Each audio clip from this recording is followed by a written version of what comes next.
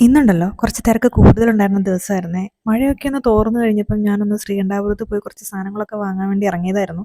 പകുതി എത്തിയപ്പോഴത്തേക്ക് തന്നെ നല്ല മഴയായി. പിന്നെ ആ മഴ നനഞ്ഞുകൊണ്ട് തന്നെ ബാബോസിൽ കയറി കുറച്ച് തയ്ക്കുന്ന സാധനങ്ങളൊക്കെ വാങ്ങി.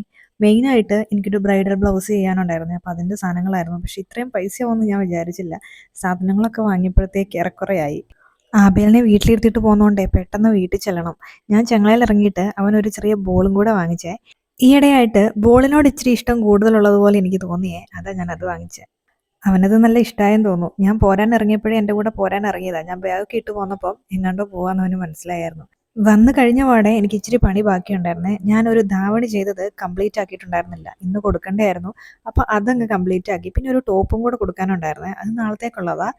സിമ്പിൾ വൈറ്റ് ലേസൊക്കെ വെച്ചിട്ട് ഒരു കോളറൊക്കെ വെച്ചിട്ട് ഒരു സിമ്പിൾ ടോപ്പ്. അതൊക്കെ കഴിഞ്ഞ് കഴിഞ്ഞ് എനിക്ക് നന്നായിട്ട് വിശക്കുന്നുണ്ടായിരുന്നേ. രാവിലെ കുറേ തുണിയൊക്കെ അലക്കാനുണ്ടായിരുന്നു. 2, 3 ദിവസം നല്ല മഴയൊക്കെ അല്ലായിരുന്നോ. 3 മണിയൊക്കെ ആയായിരുന്നു കഴിക്കാനിരുന്നപ്പം. ഇന്ന് കറിയൊക്കെ ഉണക്കമീൻ ചാറുണ്ടായിരുന്നു. പിന്നെ രാവിലത്തെ കുറച്ച് കടലക്കറി ഉണ്ടായിരുന്നു. കല്ലുമ്മക്കായ ഫ്രൈ ഉണ്ടായിരുന്നു. പിന്നെ തോരനും ഉണ്ടായിരുന്നേ.